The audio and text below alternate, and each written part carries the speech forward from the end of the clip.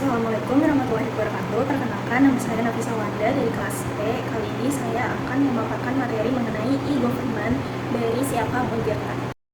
Perkembangan teknologi informasi yang semakin pesat telah mendorong berbagai sektor, termasuk pendidikan, untuk bertransformasi untuk menuju sistem digital. Dalam konteks pemerintahan, konsep e-government hadir sebagai upaya untuk menjaga kualitas pelayanan publik melalui pemanfaatan teknologi informasi yang lebih efisien, transparan, dan mudah diakses oleh masyarakat, terutama untuk mahasiswa.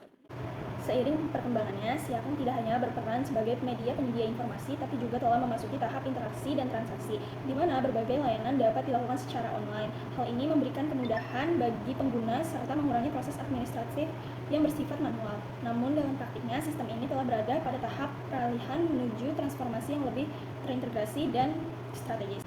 Oleh karena itu, diperlukan analisis yang lebih lanjut terhadap implementasi e-government pada Siapang guna mengetahui sejauh mana sistem ini telah memenuhi prinsip efisiensi, transparansi, dan kesesuaian kebutuhan pengguna, serta untuk mengidentifikasi peluang pengembangan di masa yang mendatang. Selanjutnya ada tahapan-tahapan e-government dari Siapang Untirta. Yang pertama ada informasi. Siapang awalnya menyediakan informasi, jadwal, kurikulum, dan pengumuman, seperti tahap dasar penyajian informasi secara online. Yang kedua, ada interaksi. Mahasiswa dapat mengunduh formulir, mengajukan permintaan, dan menghubungi admin melalui portal komunikasi dua arah. Yang ketiga, ada transaksi. Registrasi mata kuliah online, input nilai, dan pembayar UKT pada layanan lengkap end-to-end pada beberapa modul. Lalu yang keempat, ada transformasi. Integritas lintas unit, analitik kebijakan akademik, dan layanan mobile masih berkembang, seperti elemen transformasional mulai muncul. Lalu di sini ada bukti implementasi dari e-government Siapang. Di sebelah kiri ada registrasi mata kuliah online. Dalam hal ini sudah terlihat bahwa pemilihan rencana studi dapat dilakukan secara online. Hal ini dapat mengurangi antrian dan administrasi secara manual. Lalu yang sebelah kanan ada pengelolaan nilai. Hal ini dapat terlihat bahwa dosen dapat memasukkan nilai dan mahasiswa bisa mengetahui persentase kehadiran. Lalu selanjutnya ada fitur pembayaran dan tracking administrasi. Hal ini untuk memudahkan pembayaran UKT dan fitur tracking status permohonan administrasi seperti surat atau untuk yudisium.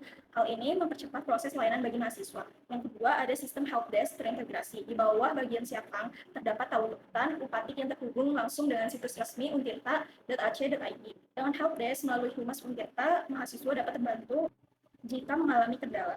Lalu ada SSO, mahasiswa dapat masuk menggunakan Google Institusi, dapat mencerminkan kemudahan akses dan keamanan berbasis identitas digital terpadu.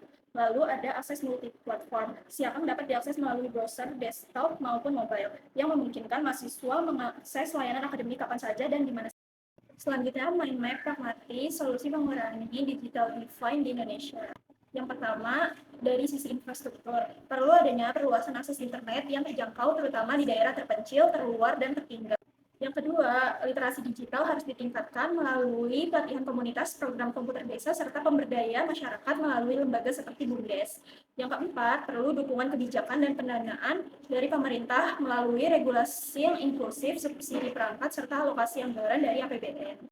Dengan mengintegrasikan keempat aspek tersebut, kesenjangan digital di Indonesia dapat dikurangi secara bertahap melalui kolaborasi multisektor. Selanjutnya, menganalisis pada prinsip well endorsed. Terdapat 3 aspek utama pada Siapang. Yang pertama, sederhana. Tampilan Siapang sudah cukup mudah digunakan, terutama login dengan SSO. Namun, beberapa fitur masih terasa berlapis sehingga perlu penyederhanaan navigasi. Yang kedua, transparansi. Sistem sudah memiliki pencatatan aktivitas untuk admin, tetapi informasi seperti layanan standar dan kinerja belum sepenuhnya terbuka bagi pengguna. Yang ketiga, kecocokan. Siapang sudah sesuai untuk kebutuhan administrasi akademik, tapi masih kurang fleksibel untuk pembelajaran hybrid dan integrasi dengan sistem lain. Kesimpulannya, Siapang perlu dikembangkan agar lebih transparan, lebih sederhana, dan lebih mudah terintegrasi dengan berbagai layanan digital. Selanjutnya, rekomendasi. Rekomendasi dari saya adalah melakukan pelatihan komunitas, program komputer desa, dan BUMDes berdasarkan prinsip well endorsed. Pengembangan Siapang perlu diarahkan pada penyederhanaan sistem agar lebih mudah digunakan oleh semua pengguna.